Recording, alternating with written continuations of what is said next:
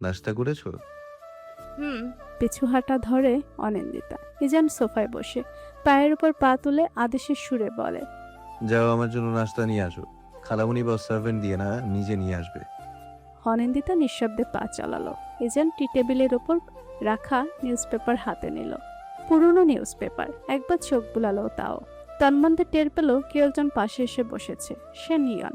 ধপধপ শব্দ করে সেই বসে। ইজান বিরক্ত বোধ করলো, তবুও আগ বাড়িয়ে কিছু বলল না। নিয়ন সামনে ঝুঁকে সম্মুখে হঠাৎই লঘুস্বরে প্রশ্ন করে।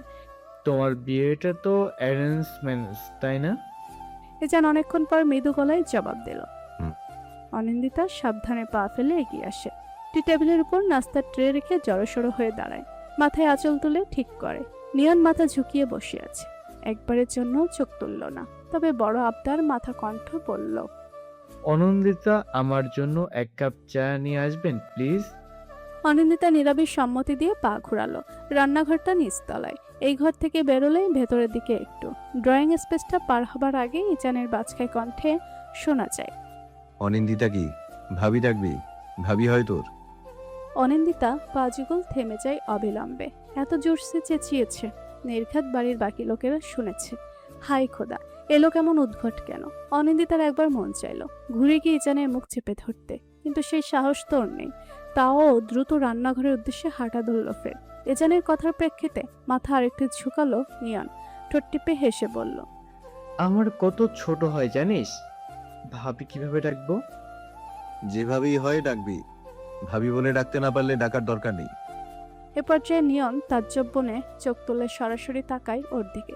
বউ নিয়ে এত পজেসিভ, ব্যাপারটা ইমপ্রেসিভ হলেও তার জন্য মানা কষ্টকর লাগছে কেন সে জানে না। ইজান নিজের অনুভূতি লুকিয়ে রাখতে পছন্দ করে। ত্রিশর্ধ জীবনে সে নারীদের কাজ ঘেঁষেইনি বলতে গেলে। প্রেম ভালোবাসা কিছুই তার পক্ষ হতে কখনো প্রকাশ পায়নি তাই। কিন্তু এখন যে ওর চোখের মণি দুটো ঈর্ষাবশত জলজল করছে, চেহারায় ক্রোধ প্রকাশ পাচ্ছে, সে তা সদ্য প্রেমে পড়া লক্ষণ নয় কি? নিয়ন আর ভাবল না, বুঝতে পারল নিজের চিন্তায় কাজে এখনই লাগাম না টানলে কপালে শনির দশা আছে। ইজানকে সে যথেষ্ট ভালো করে চেনে, এতকাল জানত। সে ব্যক্তিগত জিনিস নিয়ে ভীষণ পজিটিভ। এবার ব্যক্তিগত মানুষ নিয়েও যে সে এত সিরিয়াস তাও সচক্ষে দেখে নিল। ও দ্রুত কদমে চলে গেল নিজের রুমে। অনিন্দিতা এলো রয়েছে বসার ঘরে। কেবল ইজানকে একা দেখে ভাবুক হলো। বেখেয়ালে ভুলবশত প্রশ্ন করে বসলো। উনি কোথায়? চা নিয়ে নিজেই গায়েব। ইজান জ্বলন্ত চোখে তাকালো। অনিন্দিতার তনু গটিয়ে আসে। দ্রুত কাপটা রাখে টেবিলের উপর। না হয় দেখা যাবে তার শরীর কাঁপার তালে কখন না জানি কাপটা নিচে পড়ে যাবে। ইজান গমগমের স্বরে বলল। আজ ফিরবো, তুমিও সঙ্গে যাবে। অনিন্দিতার ভারী মন খারাপ হয়, তবে কিছু বলতে পারে না। আজকেও থাকার কথা ছিল, বাকিরা থাকবে, কিন্তু লোকটার সঙ্গে তাকে বাড়ি ফিরতে হবে। ইজান নাস্তা করে উঠে দাঁড়ালো। অনিন্দিতার কাছে এসে খপ করে কবজি ধরলো। ইজান আচমকায় ঝুঁকে চোখে চোখ মেলায়। খানিক পূর্বেই চোখে জলজল করা রাগ গায়েব আপাতত। অনিন্দিতা অবাক হয়। লোকটা দৃষ্টি কেমন শান্ত দিঘির মতো। প্রতিবারই চোখে চোখ রাখলে মন শান্ত হয়, স্নেহ শিথিল হয়। ইজান অন্য হাতে ওর ঘোমটা আর একটু টেনে দিয়ে নরম গলায় বলল। আজকে আমরা ঘুরতে যাব। আজ নিবরাস একটা ভয়ঙ্কর উদ্যোগ নিয়েছে। সে নাকি রান্না করবে, তা আবার বিরিয়ানি। খুশির চোয়াল ঝুলে পড়ে। বিবাহিত জীবনের এতদিন পেরোলো, কখনো সে রান্নাঘরে একটিবারের জন্য পা মারায়নি। আর আজ সোজা বিরিয়ানি পাকাতে চাইছে। বোয়াদেরও আজ আসতে নিষেধ করেছে, অর্থাৎ আজকের লাঞ্চ বানানোর দায়িত্ব সম্পূর্ণ নিবরাসের হাতে। সে খুশিকে তুলে বসালো সিঙ্কের পাশে, কোমর ঝাপটে ধরে ললাটে চুপু খেয়ে বলল। মশলাপাতি কই, দেখিয়ে দিও। রান্নার প্রসেসিং আমি অনলাইন থেকে দেখে নিয়েছি।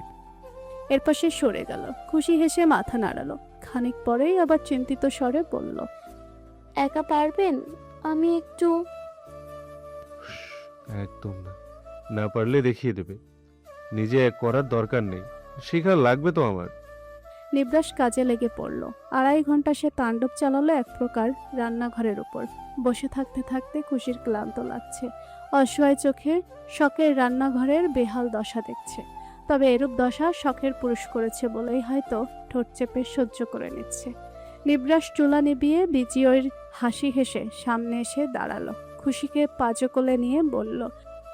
চলো গোসল করে আসি। খুশি আঁতকে ওঠে। না না, আমি একা পারবো। আগে আপনি যান, ঘেমে আছেন তো। নিবরাস শুনল না, কুটিল হেসে পা বাড়ালো বাথরুমের দিকে। বিছানার পাশে বড্ড অবহেলার সহিত পড়ে আছে মুঠোফোনটা। অবিরাম বেজেই চলেছে। আননোন এক নাম্বার স্ক্রিনে ভেসে উঠছে। খুশি অপরিচিত নাম্বার দেখে আতঙ্কিত হয়। এক পলক তাকায় বাথরুমের দিকে। পানির আওয়াজ আসছে। নিবরাস এখনো ভেতরে, যে কোনো সময় বেরিয়ে পড়বে। খুশি ফাঁকা ঢোক গেলে ফোন হাতে তুলে রুমের বাইরে ছুটে ফোনটা সাইলেন্ট করে কল রিসিভ করে। ওপাশ থেকে সেদিনকার মতোই গমগমে স্বরে ভেসে আসে। Hello miss Jubair. কে আপনি? আল্লাহর রাস্তার নাম বলুন। খুশির ভেতরটায় ভয়ে ফেটে যাচ্ছে। অপর প্রান্তে তখন হাসির খোরাক পড়েছে। পুরুষালী এক আওয়াজের হাসি, বড়ই কুৎসিত শোনাচ্ছে, কানে বিচ্ছে। রুম থেকে খুইবউ ডাক্তার ভেসে আসতে চঞ্চল হাতে কল কেটে দেয় খুশি। নাম্বার ব্লকার ডিলিট করে রুমের দিকে পা ঘোরায়। নিবরাস ব্যতিব্যস্ত হয়ে তখনও তাকে ডেকে চলেছে। এক পর্যায়ে সে বেজায় রেগে গেল। খুশিকে রুমে ঢুকতে দেখেই চেঁচিয়ে উঠল। কোথায় গেছিলে? খুশি জিভ কাটে, আহত চোখে তাকিয়ে বলে, প্লেট পাড়তে 2 মিনিট না পেয়ে এই অবস্থা? তোকে তো বউ পাগল বলবে। নিবরাস শান্ত হলো, বলল। বলুক, দেখি তোমার ফোনটা দাও। খুশি চিপ দিয়ে ঠোঁট ভেজায়, অদম্য মনোবলে জুগিয়ে পাল্টা প্রশ্ন করে, কেন? নিবরাস বড় বড় চোখে তাকালো। এই মেয়ে তাকে পাল্টা প্রশ্ন করছে, কি আশ্চর্য। খুশি বুঝতে পারলো নিজের ভুল। বিরক্তি না করেই ফোনটা বাড়িয়ে দিল দুরু দুরু বুক নিয়ে। হৃৎপিণ্ড অস্বাভাবিক হারে লাফাচ্ছে। সদ্য গোসল নিয়ে আসায় সম্পূর্ণ শরীরটা ঠান্ডা থাকার কথা, অথচ কপাল বেয়ে দরদর করে ঘাম ছুটছে। অজানা ভয়ের আশঙ্কায় শরীরে মৃদুমন্দ কাঁপুনিও সে টের পাচ্ছে। নিবরাস ফোনটা বিছানার উপর ছুঁড়েই ফেললো এক প্রকার। খুশি এক মুহূর্তের জন্য তাজ্জব বনে যায়। নিবরাস নিজের পুরো ঠোঁটের ভাঁজে হাসি মিশিয়ে এগিয়ে আসে। ফোন দেখায় আর তার বিশেষ আগ্রহ নেই। আছেই বা কি ওই ফোনে? কয়েকটা সেভ করা নাম্বার। খুশি তো সোশ্যাল মিডিয়া ব্যবহার করেই না। নিবরাস ঠিক করেছে, ইহা জীবনে সে আর কখনো সংকীর্ণ মনে সন্দেহের দানা বাঁধতে দিবে না। অবিলম্বে হতচকিত খুশির নাগের ডগায় চুমু বসায় নিবরাস, বলে, শাড়িটা পাল্টানো উচিত তোমার। খানিক পূর্বে খুশি একটা শাড়ি পরেছে, সুতির সবুজ রঙের একটা শাড়ি। ভিজেই গেছে প্রায়, শরীরে ভাঁজ স্পষ্ট বোঝা যাচ্ছে, কিন্তু তা তো খুশির বোধগম্য হয়নি এখনো। ও তাই অবুঝের মতো প্রশ্ন করলো, কেন, বাজে লাগছে? নিবরাস এবার ওর ঘাড়ে হাত রাখলো, যথাসম্ভব নিজের পুরুষ সত্তাকে দমিয়ে কপালের মাঝখানটায় আদুরে স্পর্শে ভরিয়ে ফেললো। চোখ বুজে নাকে নাক ঠেকিয়ে সে এক ভারী দীর্ঘশ্বাস ফেলে বলল, সুন্দর লাগছে, একটু বেশি সুন্দর লাগছে ভেজা শাড়িতে। চেঞ্জ করে ফেলো, না হলে আমার মুড চেঞ্জ হয়ে যাবে। খুশি ছিটকে সরে আসে, অসহায় চোখে তাকায়, অথচ গাল দুটোই লজ্জার দরুন লাল বর্ণ ধারণ করেছে। নিবরাস সশব্দে হাসল। খুশি বলল, আপনি খুব বাজে হয়ে যাচ্ছেন নিবরাস। মুখে কিচ্ছু আটকায় না। নিবরাস প্রত্যুত্তর দিল না। হেসে হেসেই সে এক কদম এগোয়। তাতেই খুশি তড়িৎ আলমারি থেকে আরেকটা শাড়ি বের করে বাথরুমের দিকে ছুট লাগায়। হিমেলকে মূলত আনাই হয়েছে ড্রাইভ করার জন্য। মনিম, শরৎ, হিমেল বাদে ইজান তেমন কাউকে নিজের গাড়ির ড্রাইভিং সিটে বসতে দেয় না। ড্রাইভিংয়ের সঙ্গে তো আর গল্পগুজব করা যায় না। এই তিনজনের একজন হলেই ইজান ভরপুর আড্ডা দিতে পারে, সে হোক রাজনীতি নিয়ে, না হয় অন্য কিছু নিয়ে। এরা হচ্ছে ইজানের কমফোর্ট জোনের কিছু মানুষ। তিনটা ইজানের এত ভক্ত, কিন্তু আজ হিমেল অজানা কারণেই বেঁকে বসলো। বড়ই চতুরতার এবং বিনয় সহিত জানালো, ভাবির সঙ্গে একা যাচ্ছেন ভাই? আমি কাবাব নিয়ে হাড্ডি হব কেন? ভাবি ডিস্টার্ব ফিল করবে। এর চেয়ে ভালো আপনি নিজে ভাবিকে লং ড্রাইভে নিয়ে গেলে। রোদের তীব্রতা কমে এসেছে তখন, তবুও ছোট ছোট চোখের ওপর গোগলস লাগানো ইজানের। কপাল সংকুচিত রেখেই সে জবাব দিল, আইডিয়া খারাপ না, বাট গার্ডস? যাচ্ছেন তো ওই বাংলো বাড়িতেই, ঘন্টা 2 এর পথ। রাতের আগে গার্ডস পৌঁছে যাবে। ইজান ওর কাজ চাপড়ে বলল। Good, very good. পেটে পেটে এত বুদ্ধি তোর।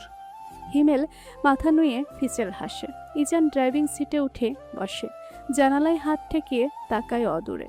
ওই তো ফটকের ধারে জড়ো হয়ে আছে সবাই। কল্পনা অনিন্দিতাকে জড়িয়ে ধরে কিছু বলছেন। বাকিরা সবাই আজকের রাতটা থাকবে। ইজান ইচ্ছে করে থাকছে না, তার থাকার ইচ্ছে নেই। ওই নিয়নটা খালি অনিন্দিতার আশেপাশে ঘুরঘুর করে। ইজানের মন মস্তিষ্কে আগুন ধরে যায় তাতে। অবশ্য আসার কারণ স্বরূপ এই মহামূল্যবান কথাটা ফাঁস করেনি। ও বলেছে ওর কাজ আছে, অত্যাধিক গুরুত্বপূর্ণ কাজ। অনিন্দিতাকে সাথে নেওয়ার কথা শুনে ছোটরা টিটকেরি মেরেছে। তবে তো ইজানের গায়ে লাগলে তো। আজ যাওয়ার কথা বাংলো বাড়ির দিকে। খন্দকারদের একটা বাংলো আছে শহরের একটু বাইরে, বেশ খানিকটা দূরে। সচরাচর যাওয়া হয় না, হাতে গোনা কয়েকবারই সেখানে যাওয়া আসা হয়েছে। বাংলোটা এককালে শখের বশে কিনেছিলেন ইয়াকুব খন্দকার, তবে সেটা খালিই পড়ে থাকে এখন। ভাবনায় ছেদন ঘটে। গাড়ির দরজাটা ধরাম করে লাগিয়ে ফ্রন্ট সিটে উঠে বসে অনিন্দিতা। নিশ্চল মেঘে ঢাকা চেহারা, যেন খুব কষ্টে জর্জরিত তার হৃদয়। ইজান বেশিক্ষণ থাকালো না। অতক্ষণ তাকিয়ে থাকলে বিপদ, না হয় পরবর্তীতে ড্রাইভিংয়ে মনোযোগ দেওয়া যাবে না। ইজান গাড়ি স্টার্ট দিয়ে প্রশ্ন করল। এতক্ষণ কি কথা বললে খালামণির সঙ্গে? অনিন্দিতা জানালা গলিয়ে মুখ বের করলো। গ্রামীণ রাস্তা, হাইওয়েতে উঠতে এখন অনেক দেরি। নির্মল হাওয়া চোখ মুখে স্পর্শ করতেই ও চোখ বন্ধ করে ফেললো। অনেকক্ষণ সময় নিয়ে ধীরস্বরে জবাব দিল। তেমন কিছু না। কোথায় যাচ্ছি আমরা? ইজান চোখ থেকে সানগ্লাস সরালো না।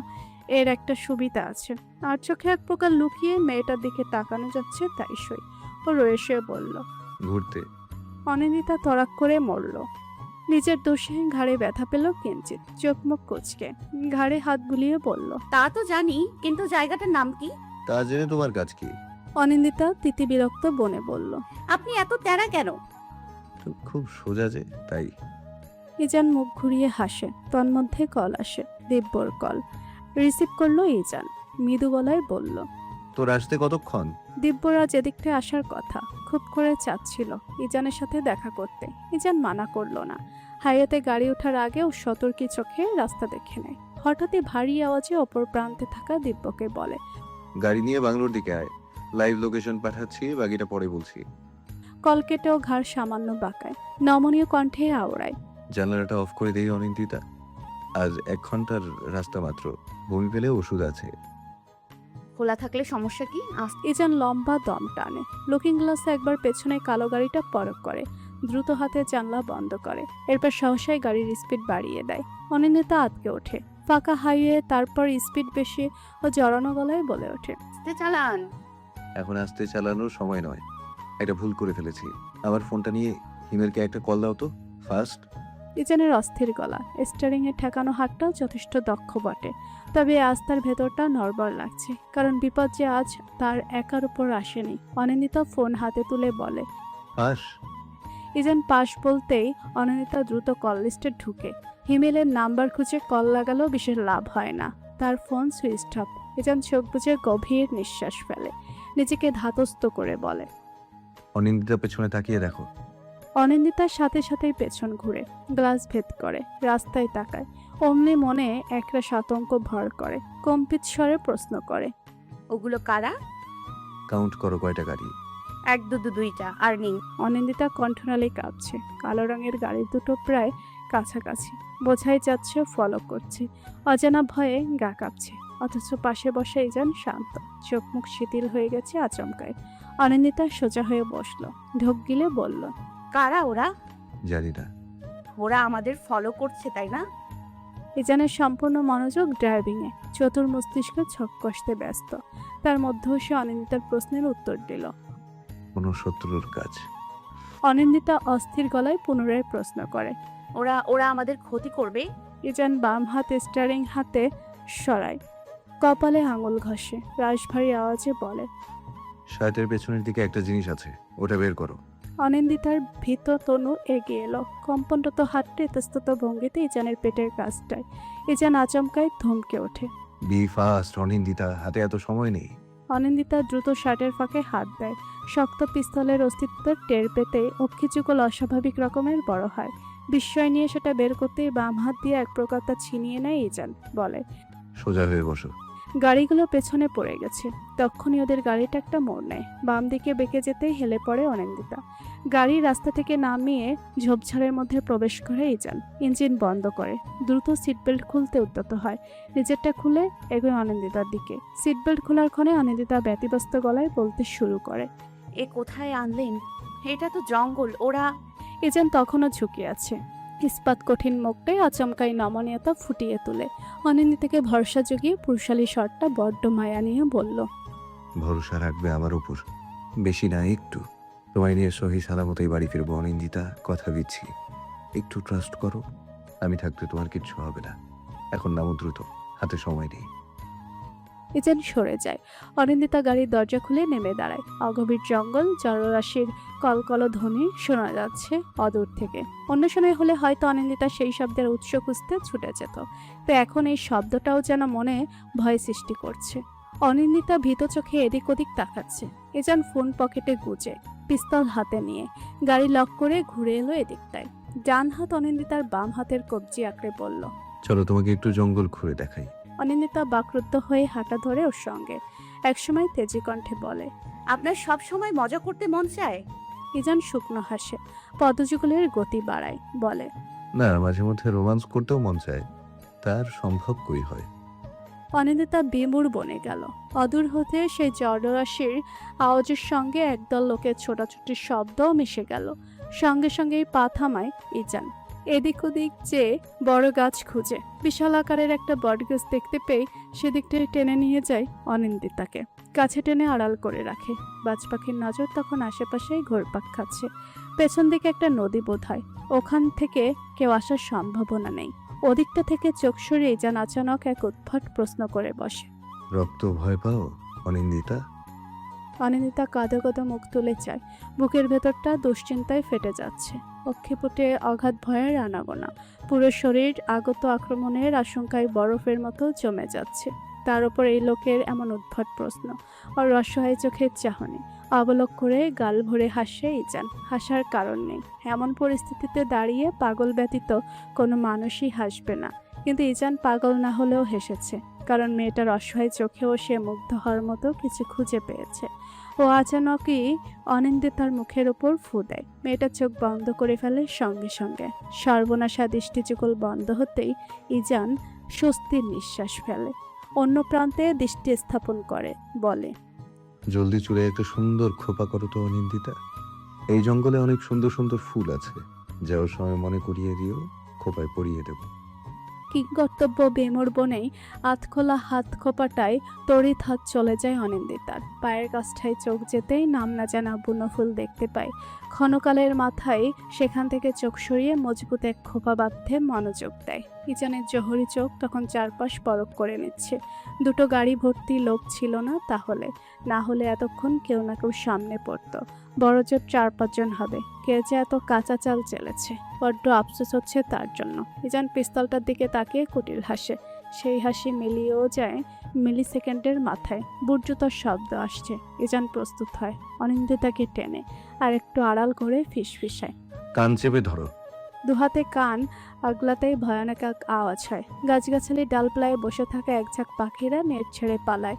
পাখা ঝাপটানোর হাওয়া বাতাসে মিলিয়ে যাওয়ার পূর্বে মাটিতে লুটিয়ে পড়ে কেউ। পিস্তলটার মাথা হতে ধোঁয়া বেরোচ্ছে। অনিন্দিতার মুখ ইজানের বুকের দিকটায়, অর্থাৎ সেই ভয়ানক দৃশ্য দেখার সুযোগ ইজান তাকে দেয়নি। অনিন্দিতা কয়েকবার নেত্রপল্লব ঝাপটায়, বহু কষ্টে উচ্চারণ করে, ইজান, ইজান আপনি? আরও একজোড়া বুটজুতোর আওয়াজ শোনা যায়। আওয়াজটা আরও দৃঢ় হতে ইজান শক্ত গলায় বলে, অনি, ডোন্ট টক। অনিন্দিতা আসন্ন পরিস্থিতি আন্দাজ করেই ফের কান চেপে ধরে। পুনরায় একই ভয়ানক আওয়াজ। পিস্তলের মাথায় সাদা ধোঁয়া। প্রতিপক্ষ মাটিতে গড়িয়ে পড়ার আগেই পাল্টা গুলি ছুড়ে কেউ। তবে ইজানের অবস্থান জানা না থাকায় বিশেষ লাভ হয় না। ইজান স্থির দাঁড়িয়ে এক পলক তাকায় ভয়ার্থ অনিন্দিতার দিকে, চোখ মুখ খিচে বন্ধ করে রাখা, দুহাতে কান চেপে ধরা। ইজান চোখ সরায় আবার, মাথা কাত করে গাছের আড়াল হতে একটু বেরোয়। একজন এগিয়ে আসছে, আর কেউ নেই। মোটে 3 জন এসেছিল। ইজান মাথা সোজা করে অনিন্দিতার উদ্দেশ্যে ফিসফিস করে বলে, এভাবেই কান চেপে চুপচাপ এখানে দাঁড়িয়ে থাকো, আমি আসছি। অনিন্দিতা ঝরঝর করে কেঁদে ফেললো এবার। কান্নার তালে শরীরও দুলে ওঠে। ইজান আশ্চর্য হয়। দ্রুত এক হাতে অনিন্দিতার মুখ চেপে বলে, don't make noise please, don't Cry, be strong, কিচ্ছু হবে না, আমি যাবো আর আসবো। অনিন্দিতা কিছু বলতে চাইল, হলো না। ইজান তাকে বলার সুযোগ না দিয়ে গাছের আড়াল থেকে বেরিয়ে অন্যদিকে ছুটল, তবে বেশি দূর গেল না। ছোটখাটো একটা গাছের আড়ালে দুদণ্ড দাঁড়িয়ে, এরপর বেরোলো শত্রুর সামনে। ঠোঁটের ভাঁজে ক্রুর হাসি, হাত পেছনে লুকানো। সামনে লোকটা ভড়কালো না, দৌড়ে এগোলো ইজানের দিকে, হাতে বিশাল আকারের দা। ইজানের ভুরু কুঞ্চিত হয়। এরা কি ভেবেছিল গার্ড সঙ্গে আগনেনি বলে প্রিয় পিস্তলটাও সাথে আনবে না? গবেটের দাল কুপিয়ে শোধ তোলার এত শখ। ইজান দু কদম পিছিয়ে সেকেন্ডের মাথায় পিস্তল তাক করলো। ফের তার আরেক ভয়ানক শব্দ। অনিন্দিতার ভীত সন্ত্রস্ত কাতর তনু গুটিয়ে আসে। হাঁটু গেড়ে সে বসে পড়ে খসখসে শুকনো পাতার উপর। নিঃশব্দে কান্নার গতি বাড়ে। ইজান আচমকাই চেঁচায়, অনিন্দিতা, অনিন্দিতা, বেরো। অনিন্দিতা হুড়মুড় করে উঠে দাঁড়ায়, দ্রুত কদমে গাছের আড়াল হতে বেরোয়। অত্যন্ত স্বাভাবিক ভঙ্গিতে দাঁড়িয়ে যান, মুখটা কেমন হাসি হাসি, এক হাতে গোপ ঘুরাচ্ছে যেন কোনো রাজা বাদশা। মাটির দিকে চোখ যেতে ওর শরীর নিস্তেজ হয়ে আসে। লাল তাজা তরলে শুকনো পাতাগুলো মাখো মাখো। তিনটা জোয়ান লোকের দেহ লুটিয়ে আছে মাটির উপর, পাশে পড়ে আছে ধারালো অস্ত্র। অনিন্দিতার শরীর টলছে। ইজানকে বলা হয়নি তার রক্তে ভয়াবহ ফোবিয়া আছে। অদূরে দাঁড়িয়ে থাকা ইজান ফের হাঁক ছাড়ল। ওদিকে তাকিও না, আমার দিকে তাকাও। এই, লুক অ্যাট মি। অনিন্দিতা, শুনতে পাচ্ছ না? তাকাও আমার দিকে, আমার কাছে আসো। শেষ বেলায় ইজান ধমকে উঠল। তার ধমক কর্ণগোচর হলে অনিন্দিতা চোখ সরালো না, স্থির বনে দাঁড়িয়ে কাঁপতে লাগলো। চোখ ছাপিয়ে নোনাজল গড়িয়ে পড়ছে। ইজান ফের ডাকলো, বিশেষ লাভ হলো না। শেষমেশ নিজে এগিয়ে এলো, অনিন্দিতার কনুই চেপে নিজের দিকে ফেরালো। ক্রোধদার গলায় বলতে লাগলো, কতবার ডেকেছি, এদিকে তাকাও। দেখি, কাঁদছো কেন? ভয় পেও না, আমি আছি তো। প্রথম দিকে দৃঢ় আওয়াজটা শেষ সময়ে কেমন শ্রিয়মান শোনালো। কোনো নারীর নিকট এত নমনীয় যে হতে হবে তা তো কস্মিন কালেও ভাবেনি শক্ত হৃদয়ের ইজান। নিজের মধ্যকার বিস্তার পার্থক্য তাকে ভাবিয়ে তুলল। সেই ক্ষণেই হঠাৎ লুটিয়ে পড়া একজন গঙিয়ে উঠল। গুলি লেগেছে তার বুকের একটু নিচে, কই মাছের চান। হিজান তা টের পেয়ে ফের পিস্তল তাক করলো। তারপর লোকটা কোমরে গোজা ধারালো ছুরিটা বের করে চোখের পলকে ছুরি মারল ঠিক অনিন্দিতার দিকে। ইজানের নিঃশ্বাস আটকে এলো। ডান দিকে মেয়েটাকে নিজের বুকের ওপর ফেলে মাথাটা চেপে ধরল এক হাতে। এরপর পুনরায় সে আওয়াজ। এত ভয়াবহ শব্দ আর কোনো কালেই কর্ণগোচর হয়নি অনিন্দিতার। এবারও ডুকরে কেঁদে উঠল।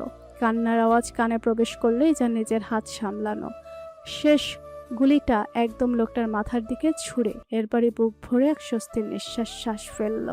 বুকের ওপর ভারী নিঃশ্বাস ঠিকরে পড়ছে তখন। শরীরটা ভর ছেড়ে দিচ্ছে ক্রমশ।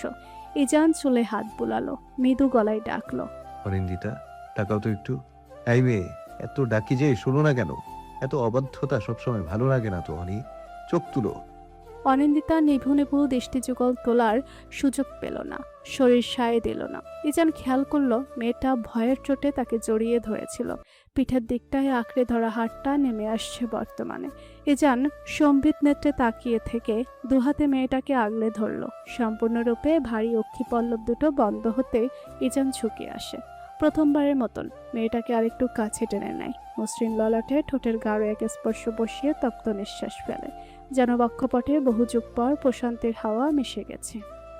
আজওয়াত পিচঢালা রাস্তায় পা ফেলে তবেই স্বস্তির নিঃশ্বাস ফেলে। এতক্ষণ যেন বুকের ভেতর দম আটকে ছিল।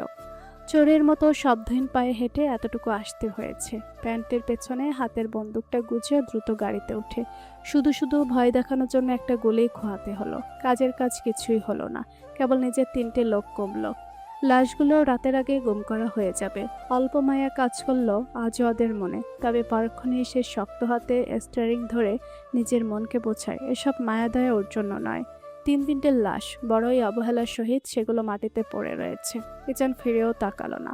অনেকক্ষণ দাঁড়িয়ে থেকে মেয়েটাকে পজকলে তুলে নিল। অগভীর জঙ্গলটা থেকে বেরোতে বেশি বেগ পোহাতে হলো না। রাস্তার এক পাশের গাড়িটা রাখা, ঠিক পেছনে আরেকটা গাড়ি দাঁড় করানো, টয়োটা মডেলের, কালো রঙের। ইজানের কপালে সূক্ষ্ম ভাঁজ পড়ে। গাড়ি না দুটো ছিল, বেশিক্ষণ ভাবলো না। গাড়িতে উঠে দ্রুত হাতে ইঞ্জিন চালু করলো। আপাতত এখান থেকে সরে যাক। বাংলাতে পৌঁছাতে 30 মিনিটের মতন সময় লাগলো। গেটের ধারে একটা বাইক পার্ক করা, সেটা এক প্রকার হেলান দিয়ে দাঁড়িয়ে এক যুবক, গায়ে নীল শার্ট, মাথায় হেলমেট। ইজান চোখে হাসে। দারোয়ান গেট খুলে দিতেই শুরুত করে গাড়িটা প্রবেশ করে বাংলার সীমানায়। বাইকের আওয়াজও শোনা যায় তন্মধ্যে। দিব্য বাইকটা একপাশে রেখে নেমে আসে। হেলমেট খুলে এদিক ওদিক মাথা নাড়ায়, এরপর এগিয়ে যায় গাড়ির দিকে। সঙ্গে সঙ্গেই তার চোখ কপালে ওঠে। গাড়ি হতে নামায় ইজানের অবস্থা বেহাল, দেখতে কেমন বিধ্বস্ত লাগছে। কাঁধ এবং পেটের দিকটা শার্ট কুচকে আছে। দিব্য চকিতে এগিয়ে এলে বলল, এ কি, তোর এই হাল কেন? একা এসেছিস? না, একা আসিনি। আচ্ছা তুই ভেতরে যা, আমি আমি অনিন্দিতাকে নিয়ে আসছি। দিব্য ব্রু কপালে তুলে প্রশ্ন করে। ওকেও সাথে নিয়ে এসেছিস? নড়চড় নেই কেন? সেন্সলেস, ভয় সেন্স চলে গেছে। তুই যা তো ভেতরে, সব এসে বলছি, একটু সময় দে। দিব্য মাথা নাড়িয়ে পা বাড়ালো ভেতরের দিকে। ইজান তপ্ত নিঃশ্বাস ফেলে গাড়ির দরজা খুলে। সিটের উপর গুটিয়ে আছে ছোট্ট দেহটা, মাথাটা হেলে পড়ছিল। দরজা খুলেই তা ধরে সামলালো ইজান, অন্য হাতে গাল চাপড়ে ডাকলো। অনিন্দিতা, চোখ খুলো। বলতে বলতে সে দারোয়ানের উদ্দেশ্যে হাত ছাড়লো। চাচা একটু পানি এনে দিন। মধ্যবয়স্কের লোক কেমন করে যেন তাকালেন, আদেশ পেয়ে ছুটলেন বাড়ির ভেতর। মিনিট খানেকের মাথায় গ্লাস ভর্তি পানি নিয়ে হাজির হলেন। ইজান হাতে পানি দিয়ে মেয়েটার সুশ্রী চেহারার উপর ছড়িয়ে ছিটিয়ে দেয়, কণ্ঠে কোমলতা বাড়িয়ে থাকে।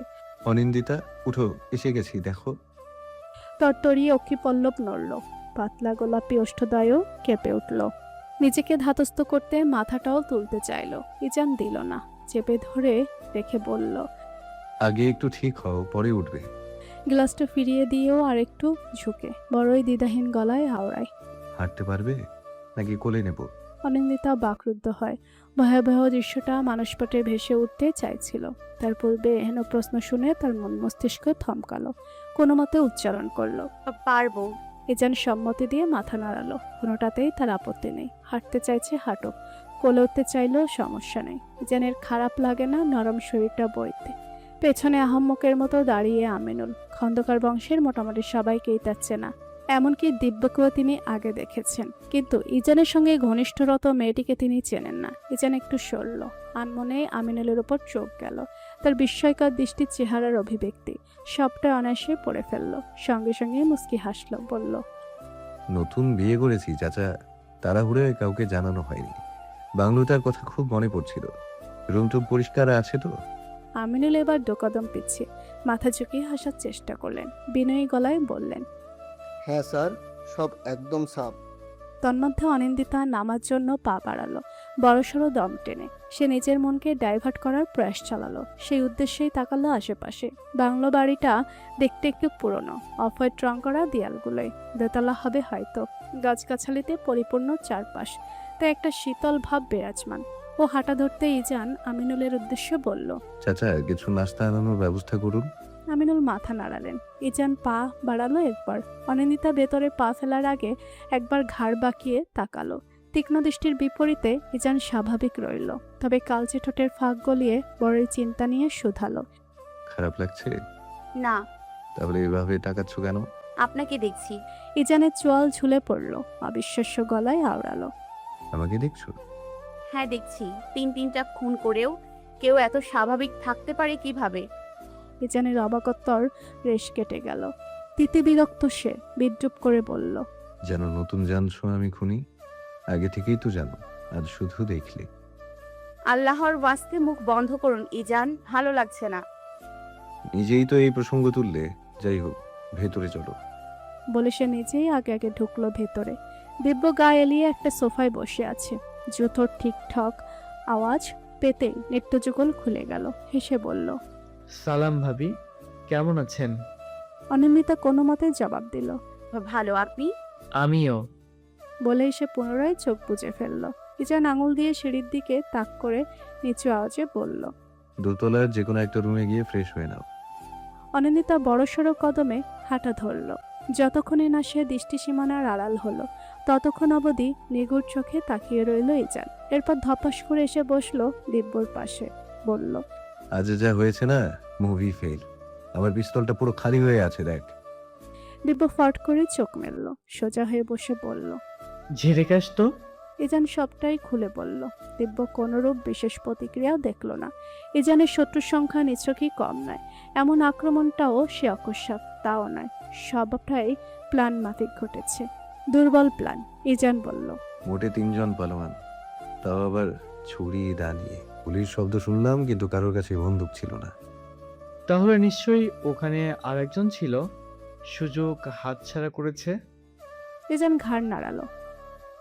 বলতে বলতে সে উঠে দাঁড়ালো, বলল, তুইও ফ্রেশ হ। হব, রাতের আগে চলে যাব। শরৎ মুনিমকে বল কল দিয়ে জঙ্গলের দিকে আসতে। ওরা চলে আসবে সন্ধ্যার আগে, আমিও বেরোবো। আর তোর বউ? ইজান জবাব দিল না, কেবল ঠোঁট বাঁকিয়ে হেসে সিঁড়ির দিকে অগ্রসর হয়। দোতলার ঘরগুলো একটু ছড়ানো, এক একটা ঘরের মধ্যকার দূরত্ব বেশ। একটা ঘরের দরজা আধখোলা। ইজান সেদিকেই পা বাড়ালো। আধখোলা দরজাটা সম্পূর্ণ খুলে উকে দিল প্রথমে, তারপর নিঃশব্দে ঘরে প্রবেশ করলো। ঘরটা পরিষ্কার, বসবাসযোগ্য বলা যায়, তবে ধুলোবালির আস্তরণ আছে কিছুটা। একটা খাট, বড় আলমারি, আয়না আর কিছু বাড়তি আসবাব। ঘরের এক কোণে বাথরুম, তার উল্টো দিকে আরেকটা দরজা, লম্বা সরু এক বারান্দায় যাওয়ার রাস্তা। ইজান এখানে আগে এসেছে বলে সবাই জানে।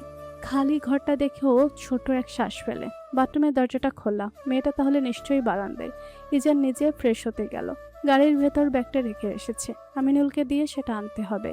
ও ফ্রেশ হয়ে উদাম শরীরেই বেরোলো। ঠোঁট গোল করে কিছু একটা ভেবে উঁচু কণ্ঠে ডাকলো, অনিন্দিতা, ঘরে আসো। অনিন্দিতা ব্যস্ত পায়ে ঘরে ঢুকে জিজ্ঞাসু দৃষ্টিতে এক পলক তাকাতে আবার মাথা নুয়ে ফেলল।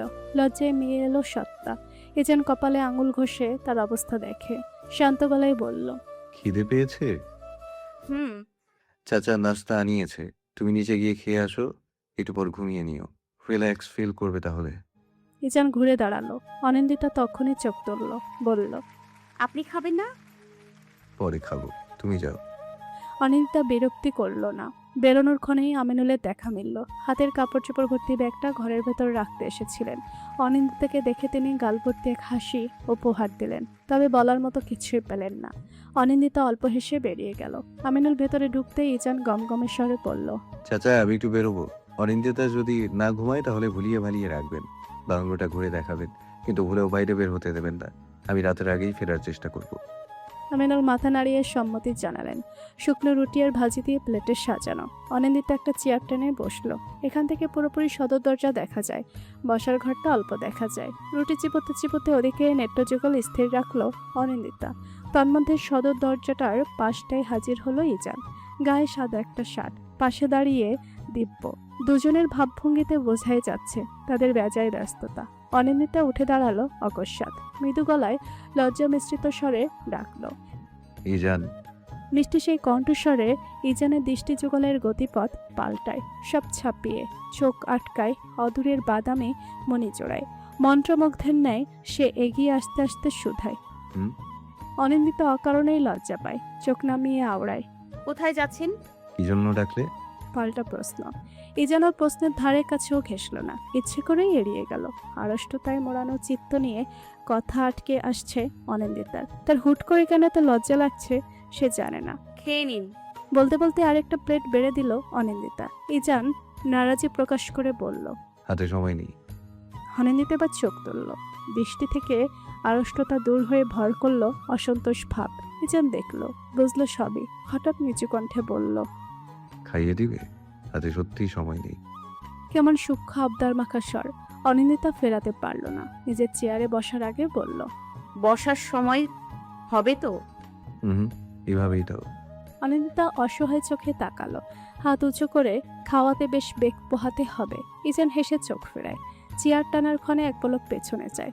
চোখের ইশারায় দিব্যর থেকে সময় চেয়ে মুখ ঘুরায়। বসতে অনিন্দিতা রুটি মুখের সামনে ধরে। মৃদু কম্পনরত শুভ্র হাতটার দিকে তাকিয়ে রুটি মুখে নেয় ইজান। তার নিজেরও ভিন্ন অনুভূতি হচ্ছে। নাম না জানা কিছু স্নিগ্ধ অনুভূতি মনে আঁচড় কাটছে দৃঢ়ভাবে। এগুলোর কি নাম দেবে সে? 3 পা নিয়েই উঠে দাঁড়ায় ইজান। ঢকঢক করে এক গ্লাস পানি সাবার করে বড় একদম টানে। বুক টান টান করে দাঁড়িয়ে বলে, রাতের আগে চলে আসবো, টেনশন করো না, খেয়ে ঘুমিয়ে যেও। দরজা অবশ্যই লক করবে। ঘুম না এলে আমিনুল চাচার সঙ্গে বাংলো ঘুরে দেখো, কিন্তু বাইরে বেরোনো যাবে না। আসছি। বলেই সে ঘুরে যাওয়া ধরল। অনিন্দিতা হা হয়ে চেয়ে রইল, চোখে মুখে অগাধ বিশ্বাস, অবিশ্বাস্যতা। মনের দেয়ালে প্রজাপতিরা ধাক্কা খাচ্ছে যেন। সঙ্গে হৃদয় সিক্ত হচ্ছে এক নতুন ভালো লাগায়। বুয়া স্যুপ বানিয়ে নিয়ে এসেছে সেই কখন, অথচ খুশি তা ধরেও দেখেনি। খাওয়া তো দূর, তার মেজাজ আজ বড়ই বিক্ষিপ্ত। বুয়া এখনো দাঁড়িয়ে আছে স্যুপের বাটি নিয়ে। খুশি না পারতেই বলল, খালা ও না বললাম তো, বমি পায়। এই সময় তো এসব হয়ই, তাও খাইতে হয়। একবার টেস্ট কইরা দেখেন। না খালা, একটু আগেই বমি করেছি, এখন আবার এলে জান শুদ্ধ সব বের হয়ে আসবে। বুয়া হতাশ হয়ে বেরিয়ে গেলেন। মিনিট পাঁচেকের মাথায় কল এলো। খুশির চুপসানো মুখটা চকচকে হয়ে ওঠে তা দেখে। রিসিভ করতে ওপাশ হতে রাশভারী গলা ভেসে আসে। খুশ, খাবার খেয়েছো?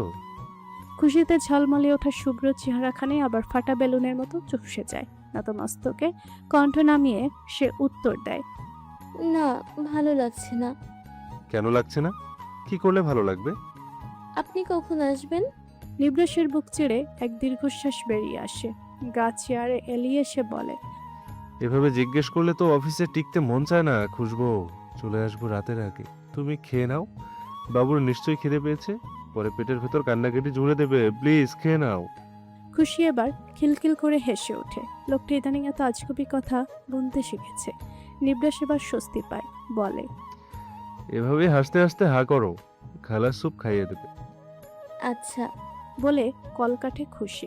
এরপরে উচ্চকণ্ঠে ডাকে, খালা, ও খালা, তোমার স্যুপ কই? হিমেল কাচুমাচু মুখে দাঁড়িয়ে কতক্ষণ সময় ধরে সে এমন ভান করে আছে হিসেব নেই। লাশ তিনটে সরানো হয়ে গেছে, প্রমাণ টমানও লপট করা শেষ। হিমেল পুরোটা সময় জুড়ে চুপচাপ সব দেখে গেল। ভেতরটা অস্থিরতায় হেঁটে যাচ্ছে। মুনিম ধীর পায়ে এগোলো। হিমেলের কাঁধে হাত রাখতেই সে মারাত্মক চমকে উঠল। মুনিম আর একটু দৃঢ় বাঁধনে আটকালো তাকে। চিবিয়ে চিবিয়ে বলল, ভাইয়ের সেফটির দায়িত্ব তোর উপর ছিল। আমি কি জেনে বুঝে এসব করেছি নাকি? ভাই ভাবিকে একটু কোয়ালিটি টাইম। শরৎ এসে দাঁড়িয়েছে পাশে। সাথে সাথে হিমেলের কথা থেমে যায়। বাক্যটা অসম্পূর্ণ থেকে যায়, কণ্ঠনালী অবধি। শরতের নজর তীক্ষ্ণ। হিমেলের উপর স্থির সে কখন থেকে। ছেলেটা ইদানিং কেমন যেন হয়ে যাচ্ছে। ওরা তিনজনই ইজানের ব্যাপারে সিরিয়াস। ইজান তাদের কাছে আপন বড় ভাইয়ের মতো। সে ভার্সিটির ফার্স্ট ইয়ারের সঙ্গ ধরেছিল, আজ অবধি ছাড়েনি। কিন্তু হিমেলকে ইদানিং বড়ই হাঁসফাঁস করতে দেখা যায়, কেমন যেন উদাসীন। সন্দিহান না লাগলো একটু খটকা তো থাকেই শরতের খুঁতখুঁতে মনে। হিমেলের আরেক কাঁধে এবার হাত পড়ে শরতের। শান্ত গলায় বলে, প্যানিক হওয়ার দরকার নেই, নেক্সট টাইম থেকে খেয়াল রাখবি। এখানে কাজ শেষ, চল ফিরতে হবে। একটা গাড়ি করে ওরা ফিরে গেল। দিব্য বাইকের হেলমেট মাথায় গলিয়ে বলল, তিনটাকে একটু চোখে চোখে রাখিস। ইজান ঈষৎ হাসে। প্রত্যুত্তর না পেয়ে দিব্য ফের বলে, সিরিয়াসলি বলছি। যাই হোক, আসি। তুইও ফিরে যা, ভাবি টেনশন করছে নিশ্চয়ই। তার খেয়ে দেয়ে কাজ নেই, আমার জন্য টেনশন করবে। ইজানের নিচু কণ্ঠের বাক্যগুলো ঠিকই কর্ণগোচর হলো দিব্যর। সঙ্গে সঙ্গে সে হেলমেট খুলে চরম অবাক স্বরে বলে, এভাবে বলছিস কেন? বিয়েটা আমি বা ও কেউই স্বইচ্ছায় করিনি। দিব্য দমল এবার, খানিকক্ষণ ভেবে। এরপর বলল, তো সমস্যা কি তাতে? এখন তো সব ঠিকঠাক হয়ে যাওয়ার কথা। মানলাম এইজ গ্যাপ একটু বেশি, এজ গ্যাপ মুখ্য না। তো বাদ দে তো, ভালো লাগে না এসব নিয়ে ডিসকাস করতে। দিব্য হাসলো, দুর্বোধ্য হাসি। ইজানের অস্থিরতা সে টের পাচ্ছে। কতবার যে সে ঘড়িতে সময় চেক করেছে দিব্য গুনে গুনে রেখেছে, মোট 15 বার। 2 ঘন্টার ভেতর সে 15 বার ঘড়ি দেখেছে। ফেরার খুব তাড়াও প্রকাশ করেছে। সর্বশেষ এখন সে ভেতরকার উদ্বিগ্নতা লুকোতে চাইছে। দিব্য পুনরায় হেলমেট পরল, বাইক স্টার্ট দিয়ে বলল, তুই চেঞ্জ হয়েছিস ভাই, হিউজ পরিমাণে। অনিন্দাতার প্রতি দুর্বল হয়ে পড়ছিস, তাই না? ইজান অবাক হলো না। দিব্য ভেতর পড়তে জানে, কেবল মাথা সামান্য ঝুঁকিয়ে বিড়বিড় করলো, দুর্বল কিনা জানি না, তবে অদ্ভুত এক টান অনুভব করছি সাডেনলি। বুকের ভেতর কেমন যেন কিছু একটা হয়, নতুন কিছু, নাম জানা নেই আমার। আমার হাত বান্ধিবি, পা বান্ধিবি, মন বান্ধিবি কেমনে। স্মিত মিষ্টি মেয়েলির স্বর। বারান্দা হতে বেশি আসা সে কণ্ঠের মালকিনকে ইজান চেনে, খুব ভালো করে চেনে। গানের 2 লাইন শুনেই সে থমকে দাঁড়ালো, আর অগানোর সাহস হলো না। বারান্দা থেকে ঘুরে সে লম্বা দম টানলো। হঠাৎ এই গান গাওয়ার পেছনে কি কোনো বিশেষ কারণ আছে? কারণটা কি ইজান? সে মেয়েটাকে জোর করছে নিজের সঙ্গে থাকতে? হয়তো, হয়তো না। সুস্পষ্ট জবাব নিজের কাছেই নেই ইজানের। এ ব্যাপারে সে জবাব শূন্য, বাকরুদ্ধ। বিয়ে খুব বড় একটা দায়িত্বের নাম। ভরণ পোষণের পাশাপাশি একটা আস্তমনের দায়িত্বও নিতে হয়। সেই দায়িত্ব অবশ্যই ইজানের কাঁধে ওঠেনি এখনো। কখনো সেই দায়িত্ব সে পাবে কিনা তাতেও সন্দেহ রয়েছে। ইজান ভাবনায় লাগাম টানলো। অযাচিত চিন্তা মাথা থেকে ছেড়ে বিছানায় এসে উপর হয়ে শুয়ে পড়ে। নিস্তব্ধ চারপাশ। গুনগুন থামিয়ে একটা বড়সড় দীর্ঘশ্বাস ফেলে অনিন্দিতা। গানের গলা তার বরাবরই ভালো, সুপ্ত প্রতিভা বলা যায়। স্কুলে থাকতে সে গান গাইতো। এরপর আর কারোর সামনে গাওয়ার সুযোগ ইচ্ছে কোনোটাই হয়নি। আজ এই নিরিবিলি পরিবেশে বসতেই কণ্ঠনালী থেকে দুটো লাইন আপনা আপনি বেরিয়ে এলো। পাওয়ার বাটনে চাপতেই স্ক্রিন উজ্জ্বল হয়। 8টা বাজতে বলল।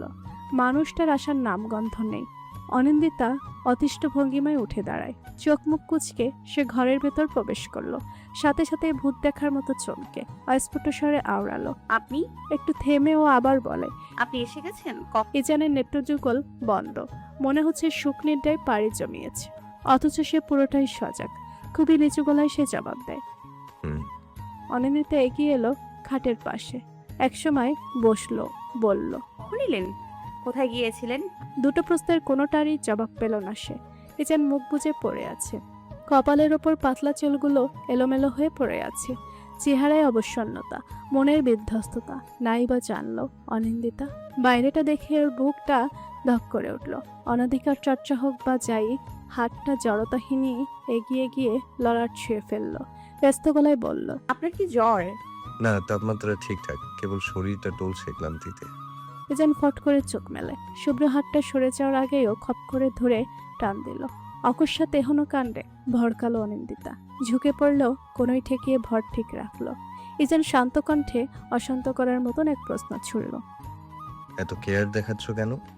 অনিন্দিতা থতমত খেল। ইজান হাত ছেড়ে দিল। মুখ ঘুরিয়ে বলল, কেয়ার হোক বা দয়া, কম দেখানোর চেষ্টা করবে। অভ্যাস হয়ে গেলে সমস্যা। কি সমস্যা? পাল্টা প্রশ্ন আশা করেনি ইজান। চট করে সে মুখ ফেরালো। চার চোখ মিলিত হয়। ভয়হীন দৃষ্টিতে দৃষ্টি মেলায় ইজান। চাপা স্বরে বলে, অভ্যাসে পরিণত হয়ে পরে যদি উড়ে যাও। আজত একটা কবরস্থানের সামনে দাঁড়িয়ে, আঙুলের ফাঁকে সিগারেট, যার মাথাটা জ্বলছে। অর্ধেকটা খাওয়া শেষ। বাকি অর্ধেকটার দিকে কিয়ৎক্ষণ দম ধরে চেয়ে রইল আজাদ। তারপর মাটিতে ফেলে পা দিয়ে পিষে ভেতরে প্রবেশ করলো। চারদিক অন্ধকার। এটা ওদের পারিবারিক কবরস্থান। এখানেই তার মা বোনকে দাফন করা হয়েছে। ও একটা কবর দেখতেই রোজ আসে। আবিহার কবর। রোজই আজতের ভেতরটা দুমড়ে মুচড়ে যায়। বুকের ভেতরটা কে যেন কামড়ে ধরে এখানটায় আসতে, কিন্তু না এসেও পারে না আজত। বোনকে একবার সাক্ষাৎ না দিলেই নয়। আজত হাঁটু গেড়ে বসে। মাটি ছুঁয়ে লম্বা নিঃশ্বাস নেয়। সামান্য হেসে বলে, একা একা থাকতে তোর নিশ্চয়ই কষ্ট হয়, তাই না? পর মুহূর্তে চোখ মুখ বিকৃত হয় ওর। চোয়াল হয় শক্ত। শরীরে রন্ধ্রে রন্ধ্রে ক্রোধ ছড়িয়ে পড়ে। গর্জে ওঠে। শীঘ্রই আমি ওদের তোর কাছে পাঠাবো। বদ্ধ দরজাটার পানে এক ধ্যানে চেয়ে আছে খুশি। বোয়া পাশে দাঁড়িয়ে অনেকক্ষণ ধরে। খুশির মতিগতি বোঝা বড়ই দেয়, কিন্তু নিবাসের করা আদেশ। তার আসার আগে খুশিকে একা ছাড়া হবে না। বোয়াও সেই আদেশ কড়াই গন্ডায় পালন করছে। মিনিট 15 ধরে ঠায় দাঁড়িয়ে খুশি। বোয়ার পায়ে ব্যথা ধরে গেছে।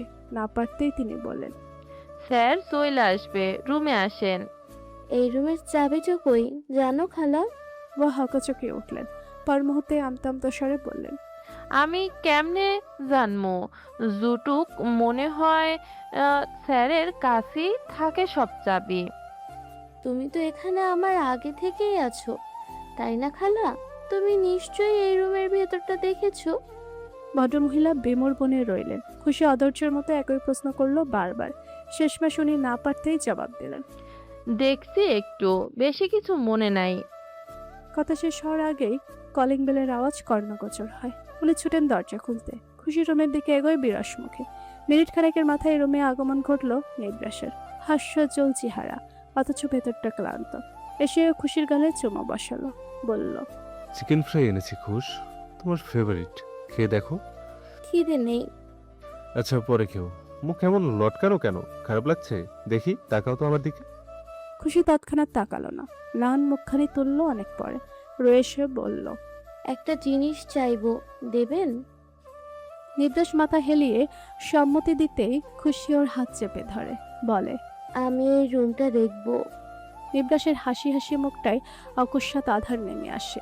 সহসাই মহা খুশিতে ভাটা পড়েছে যেন। সে গমগমে স্বরে কিছু বলার পূর্বেই খুশি বলল, প্লিজ, কখনো দেখিনি রুমের ভেতরটা, একবার দেখলে কি হবে? আচ্ছা, দেখবো। স্বস্তির নিঃশ্বাস ফেলার পূর্বেই খুশি তড়িৎ গতিতে উঠে দাঁড়ায়, পায়ে পায়ে হাঁটা ধরে। নিব্রাসের এক হাত টেনে বলে, চলুন তাহলে। নিব্রাস হতবিহব্বল বনে পলক ঝাপটালো কয়েকবার, খুশিকে আটকাতে বলল। এখন এখন না, কাল দেখাবো। খুশি মানল না, প্রথমবার হয়তো। সে এত জেদ ধরল, নিব্রাস ইচ্ছে করেই আটকালো না আর। প্রলম্বিত নিঃশ্বাস ফেলে ওর সঙ্গে তাল মেলালো। বদ্ধ দরজার সামনে এসে পকেট হাতড়ায় নিব্রাস। বাকি সব চাবির সঙ্গেই দরজার লকের চাবিটা থাকে। খুঁজে পেতে অসুবিধা হয় না তাই। লকের চাবি ঘোরাতেই খট আওয়াজে দরজা খুলে যায়। খুশি ব্যতিব্যস্ত পায়ে এগোয়। ব্যবসায়িক গন্ধ সঙ্গে সঙ্গে ঘ্রাণেন্দ্রিয় প্রবেশ করে। অনেকদিন ধরে পরিষ্কার করা হয়নি রুমটা। খুশি যখন ভাইয়ের বাড়ি যেত তখনই কেবল এই রুম খুলে পরিষ্কার করা হতো। সেই হিসেবে 2 বছরে মাত্র 4 বার রুমটা পরিষ্কার করা হয়েছে। নিব্রাসের পা টলছে, তবু এগোয়। খুশি নাক চেপে সুইচ বোর্ড খুঁজে। নিব্রাস ওকে আটকে দিয়ে নিজেই সুইচ বোর্ড হাতড়ে আলো জ্বালায়। এই রুমের কোনা কোনা তার মুখস্থ। এই রুমটা তার 1 বছর 2 মাসের সংসারের সাক্ষী। অগণিত খুনসুটি, ভালোবাসার এক প্রতারণার গল্প রচিত হয়েছিল এখানে। মানুষপাটে একে একে ভেসে উঠল সবই। ভাবনার সুতো ছিঁড়ে যায় অবিলম্বে। খুশি প্রফুল্ল কণ্ঠে বলতে লাগে, রুমটা কত বড়, কি সুন্দর বেড। নিব্রাস নিশ্চুপে দাঁড়িয়ে রয়। খুশির কোমল হাত ছুঁয়ে যায় ঘরের ধুলো মাখা প্রতিটা আসবাব। একসময় আবদার মাখা সুর টেনে বলে, কালকে খালাকে এই রুম পরিষ্কার করতে বলবেন। এত সুন্দর জিনিসগুলো, এই রুম বন্ধ থাকে কেন? নিব্রাস আচমকাই ওর হাত টেনে ধরে, নিজের কাছ টেনে বলে, আমাদের রুমটা এর চেয়ে বেশি সুন্দর। খুশ, চলো এখন। অনেক হয়েছে দেখা দেখি, আর থাকার দরকার নেই। রুমে কত ময়লা, ডাস্টে সমস্যা হবে। খুশি চোখে চোখ রাখে। গলা দিয়ে অকারণেই ফাঁকা ঢোক নেমে যায়। অক্ষিপুটে চিকচিক করে পানি। খুব কণ্ঠে কণ্ঠনালী গলিয়ে উচ্চারণ করতে চায়, এই রুমটায় আপনি থাকবেন আবিহাকে নিয়ে, তাই না নিব্রাস? কিন্তু বলা হয় না। নিব্রাসের প্রথম হয়তো তার চোখের পানি লক্ষ্য করলো না, ভেতর পড়তে পারলো না। সে নিজেকে সামলাতেই ব্যস্ত এখন। এই রুমের প্রতিটা জিনিসে তিক্ত স্মৃতি জড়িয়ে আছে তার। নিব্রাস তা মনে করতে চায় না, কখনো না। নিব্রাস দ্রুত খুশিকে নিয়ে বেরোয়। লক করার ক্ষণেই খুশি হাত চেপে ধরে বলে, খোলা থাক, কালকে পরিষ্কার করার পর লক করবেন। নিব্রাস মানল। টেনে আনলো ওকে নিজেদের রুমে, বিছানায় বসিয়ে বলল, তোমার ইচ্ছা পূরণ করেছি না, এবার লক্ষ্মী মেয়ের মতো বসে থাকো। আমি ফ্রেশ হয়ে আসছি, জাস্ট 10 মিনিটস, এরপর ডিনার করবো একসাথে। খুশি মাথায় এলিয়ে সায় জানাতেই নিব্রাস বাথরুমে ঢুকে। খুশি সঙ্গে সঙ্গে উঠে দাঁড়ায়, ছুটে যায় ওই রুমটায়। বেডসাইড টেবিল থেকে কাপড়ে ঢাকা একটা ফটোফ্রেম হাতে তুলে ডুব গিলে কাপা হাতে সাদা কাপড়টা সরায়।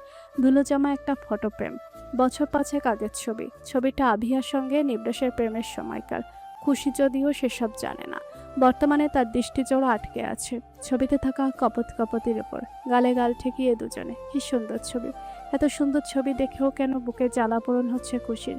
কেন কেন কেন? নিব্রাস কি এই জ্বালা টের পাচ্ছে না? আদৌ পাবে কোনোদিন, নাকি খুশি বুঝতে দিবে না? আমিনুলের স্ত্রী রাতের রান্না করে দিয়েছেন।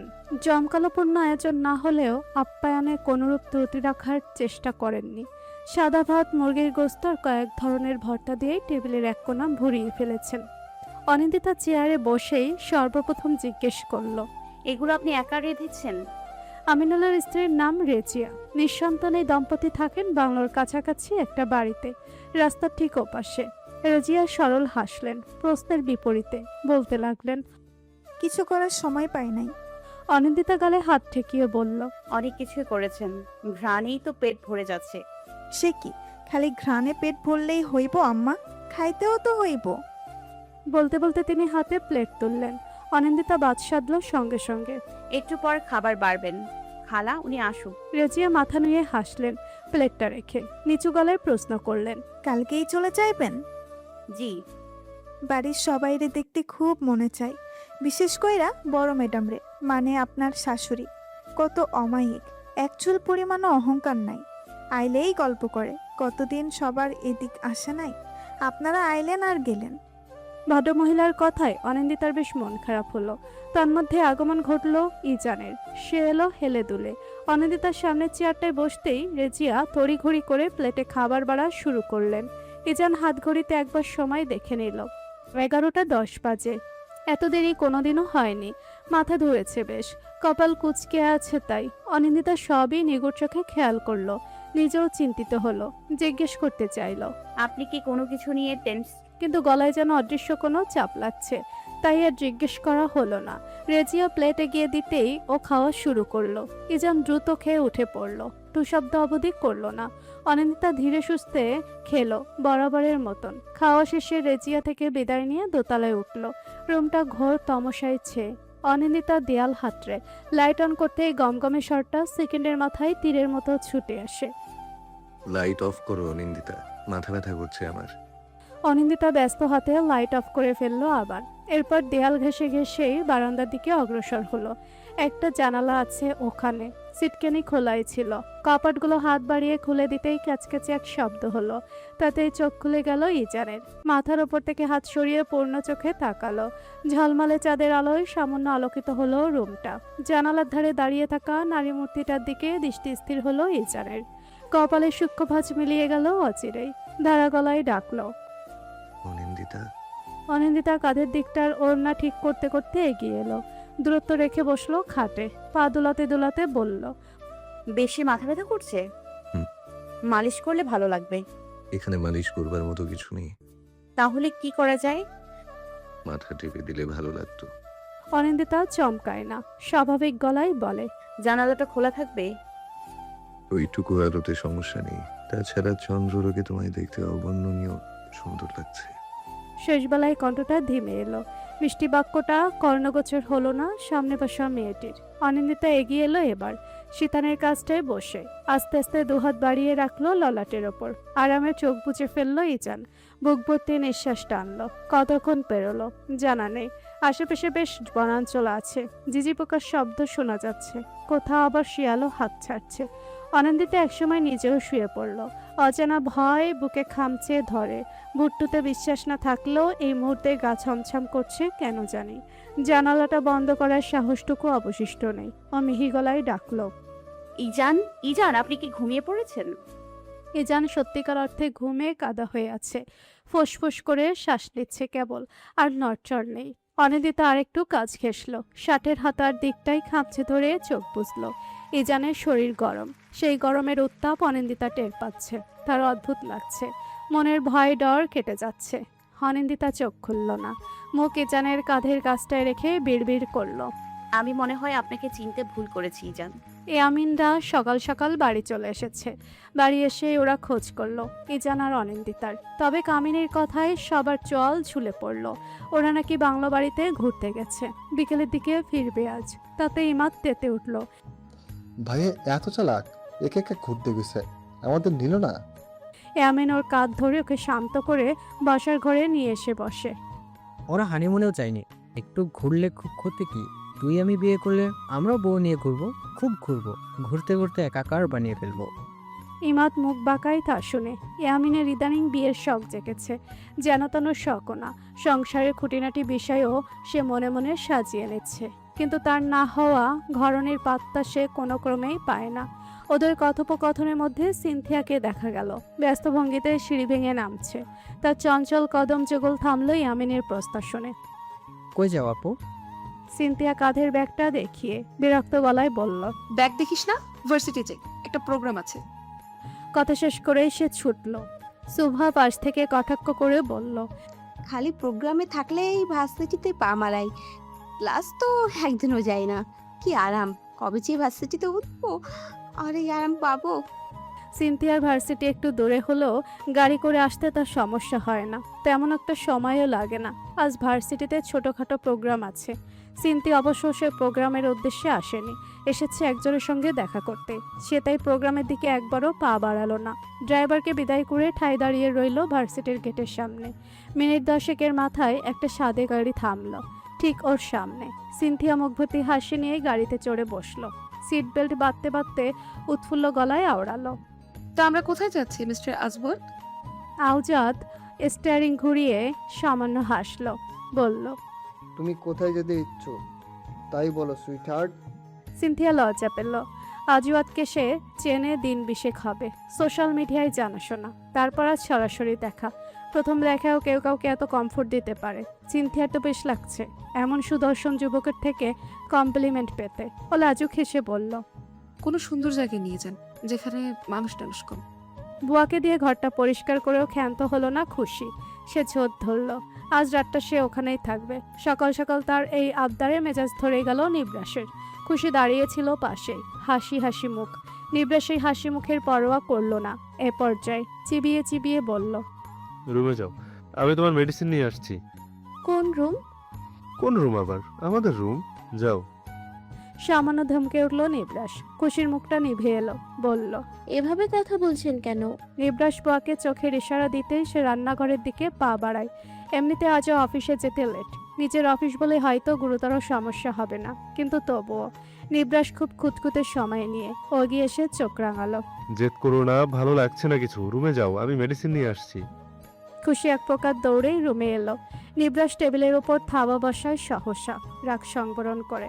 গলার টাইটা খুলে ছুঁড়ে ফেলে সোফার উপর। এরপর মেডিসিন আর পানি নিয়ে অগ্রসর হয় রুমের দিকে। খুশি বারান্দায় দাঁড়িয়েছিল। নিবরাস মেডিসিন বাড়িয়ে দিল। সেগুলো সে বিনা বাক্যে ব্যয়েই খেয়ে একটু সরে দাঁড়ালো। নিবরাস অবাক হলো না। গ্লাস রেখে নিজেই কাজ ঘেঁষল। মাথার একপাশে ঠোঁট ছুঁয়ে বলল, রাগ করেছো? ওই রুমে এত কি? ওটা তো বিশ্রী একটা রুম, আমার তো গেলেই বমি পায়। তোমারও নিশ্চয়ই পায়, তাই না? মিথ্যে বলো না। আমাদের রুমটা দেখো কি সুন্দর, কয়েক মাস পর আরো সুন্দর হবে, একটা ছোট্ট প্রাণ আসবে যখন। খুশি অনড়ভাবে দাঁড়িয়ে রইল। নিবরাস কোমর চেপে ধরে গালে ঠেসে চুমু খেলো কয়েকবার, বলল, অফিস যাব না আজ, সারাদিন ভাতের বদলে তোমার আদর খাবো। প্রত্যুত্তরের বেলায় এবারও নিবরাস হতাশ হলো। গাল কপালে নুয়ে চোখ বন্ধ করে বলল, কথা শুনিস না কেন জান? খালি রাগিয়ে কি মজা পাস শুনি? সেই নিজেই তো কষ্ট পাস। আমার দিকে না তাকালে ভেবেছিস তোর কান্না দেখতে পারবো না? খুশি এবার তাকালো। নিবরাসও চোখ মেলল। অশ্রুজলায় টইটুম্বু রাখে যুগল। যে কোনো সময় গাল গড়িয়ে স্রোতধারা নামবে। নিবরাস 2 হাতে আজলায় ওর মুখ ভরে নরম কণ্ঠে বলে, কাঁদলে বুকে ব্যথা হয় খুশবু, এমন তুচ্ছ বিষয়ে কখনো কাঁদবে না। আমি রাগ দেখাবো না, তুমিও আর ওই রুম নিয়ে আর জেদ করবে না। সিনথিয়ার চোখ মুখ বিষণ্ণতায় ঘেরা, মন স্থিতি বিক্ষিপ্ত। আজওয়াত বড়ই আফসোসের সুর টেনে বলতে লাগলো, you deserve the best Cynthi, that is why it have me. Cynthia চকিতে তাকালো। এতক্ষণ সে অকপটে নিজের হৃদয় ভাঙার কথা তুলে ধরছিল। সব শুনে আজওয়াদের এরূপ প্রতিক্রিয়া আশাতীত ছিল। চমকিত স্বরে, অবিশ্বাস্য গলায় সে আওড়ালো, আই হ্যাভ ইউ। আজাদ কাজ ঘেঁষল। ঠোঁটের ফাঁকে হাসি ফুটিয়ে বলল, yeah, from today I'm all yours ma'am, and I will be yours forever. Cynthia বিস্ময়ে হতবাক বনে মাথা নিয়ে ফেলল সহসা। আজওয়াদ সামান্য ভরকে যায় তাতে। Hey, what happened? Don't you love me? I don't know Azwat, একটু সময় দরকার। Okay, take your time, but remember that you are mine two.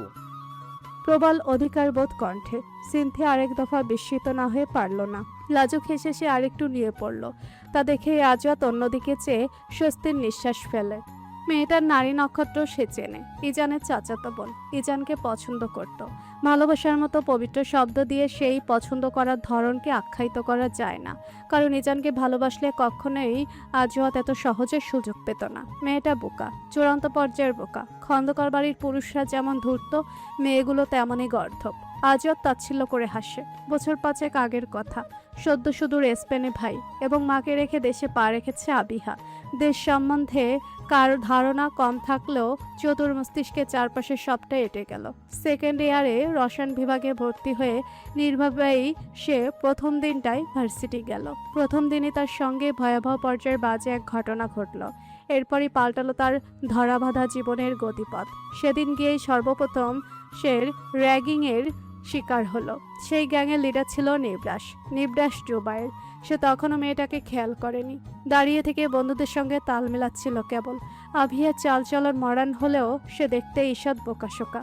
ধুলোবালি এড়াতে সে তখন ব্রাউন ফ্রেমের একখানা মোটা চশমা পরত। র্যাগিংয়ের নামে যখন তাকে অপদস্থ করা হচ্ছিল, তখনই সে লাজ লজ্জা ভুলে ঠোঁট উল্টে কেঁদে ফেলল। নিবরাস হতভম্ব হয়ে যেই না এগোবে, তক্ষণি গালের রুক্ষ হাতের এক শক্ত চড় পড়ে। যেন তেন চড়ও না, একদম গাল চ্যাপটা হওয়ার মতো চড়। সেই মহান কাজটা করেছিল ইজান, আভ্রাম খন্দকার ইজান, তখনকার মুখ্য এক তরুণ ছাত্রনেতা। এরপরই সম্পূর্ণ ভার্সিটি পরিণত হল নিস্তব্ধ পরিবেশে। আগাম পরিস্থিতি ভেবেই সবার রুহ আত্মা অবধি কেঁপে ওঠে, কেননা নিবরাস নিজেও রাজনীতিতে জড়িয়ে। বাবা মেয়র, সামনের জনও কম যায় না, তারও শিরায় শিরায় রাজনীতি। পার্থক্য কেবল একজন অন্যায়ের বিপক্ষে দাঁড়িয়েছে আর একজন নীরবে সম্মতি জানিয়েছে। নিবরাসের পক্ষ হতে সেবার কোনো বিশেষ প্রতিক্রিয়া প্রকাশিত না হলেও ইজানের বিরুদ্ধে এক প্রকার যুদ্ধই ঘোষণা দিল তার দল। নীরব যুদ্ধ যাকে বলে, সামনাসামনি দেখা হলে এড়িয়ে যাওয়া আর কারো দলের ছেলে পেলে সামনে পেলে তুচ্ছ বিষয়ে আঁকড়ে ধরে তাদের ওপর হামলে পড়া যেন নিত্যদিনের সাধারণ ঘটনায় পরিণত হয়েছিল। ততদিনে আভিয়ার উপরে একটা সুপ্ত রাগ পুষে রেখেছিল নিবরাস। তবে সেই রাগ তো প্রকাশ হলোই না, বরং সে বাজেভাবে হুমড়ি ধুমড়ি খেয়ে পড়লো সোজা মেয়েটার প্রেমে। কথাই আছে না, জীবনে আমরা অনেক কিছুই অপ্রত্যাশিত পেয়ে যাই, যা আমরা কখনো চাইনি বা চাই না। সেরকমটাই ঘটল। নিবরাসের ছন্ন ছাড়া বাউন্ডেলের জীবনের সঙ্গে অল্প সময়ের জন্য হলেও আভিয়া জড়িয়ে পড়েছিল। এরপর যা হয় আর কি, 2 বছরের সফল প্রেম, 1 বছরের অসফল সংসারের রীতিকথা শক্তভাবে গেঁথে গেল নিবরাসের ক্ষুদ্র জীবনে। নিবরাস তপ্ত নিঃশ্বাস ফেলে অতীতের স্মৃতিচারণ থামায়। কোলের ওপর খুশি মাথা রেখে শুয়ে আছে, পেটের দিকে অনবরত সুরসুরি দেওয়ার বৃথা চেষ্টা করছে। কিন্তু নিবরাস নির্লিপ্ত বনে তার এসব বাচ্চামো কাজ করবার সয়ে যাচ্ছে। হুট করে কেন আভিয়ার কথা মনে পড়লো, তার কারণ জানা নেই, কিন্তু মনটা ক্রমশ বিষিয়ে উঠছে। ওই মেয়ের নাম নিলেও তার রাগ ওঠে, বুকে ব্যথা হয়, সমস্ত শরীরে ক্রোধ দাপিয়ে বেড়ায়। মন চায় কোনো বড় একটা অ্যাক্সিডেন্ট হোক, সে অ্যাক্সিডেন্টে ওর স্মৃতিশক্তি হারিয়ে যাক চিরতরে, আরও নতুন জীবন আবিষ্কার করে কেবল খুশি নামের মেয়েটার প্রেমে পড়ুক, শুধু ওকে ভালোবাসে, ওর সঙ্গেই একমাত্র সংসার পাতুক। এত দূরে বসেছো কেন? আমি কি কোনো পরপুরুষ? কাছে এসে বসো। মৃদুস্বরের ধমকে সামান্য নড়েচড়ে উঠল অনিন্দিতা। গাড়ির দরজা ভালো মতো আটকে আঁচল একাতে খামছে ধরল, শুনতে না পারার মতন করেই বলল, জি। যাও দেখো না আসেনি। ড্রাইভিং সিট ফাঁকা। ইজান সুযোগ বুঝে হাত বাড়ালো। রুক্ষ হাতটা আচমকায় অনিন্দিতার কাজ ছুঁয়ে ফেলল। পিলে চমকে ওঠে ওর। কিছু বলার পূর্বেই তাকে টেনে কাছে আনে ইজান। তার ভয়ানক কুচকানো কপাল, সংকুচিত মোটা ভুরু আর শক্ত চোল দেখে অনিন্দিতার সাজানো গোছানো কথাগুলো গলা অবধি আটকে যায়। চোখ কঠোর হতে বেরিয়ে আসার অবস্থা হয়। তন্মধ্যে যে আওয়াজ আসে। ড্রাইভিং সিটে বসতে ইজান আদেশ ছুড়ে